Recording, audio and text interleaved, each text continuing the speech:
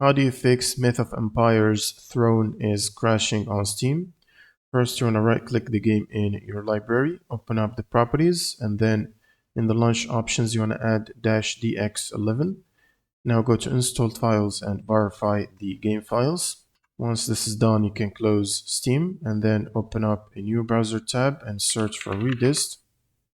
Click on the first link, and from this table here, download and install the 86 and the 64 redistributables, both of them. This will require a computer restart when you finish. And after the restart, make sure to check for your GPU updates as well. If you have NVIDIA app or AMD software, go to drivers and check for the latest drivers and make sure to download and install them.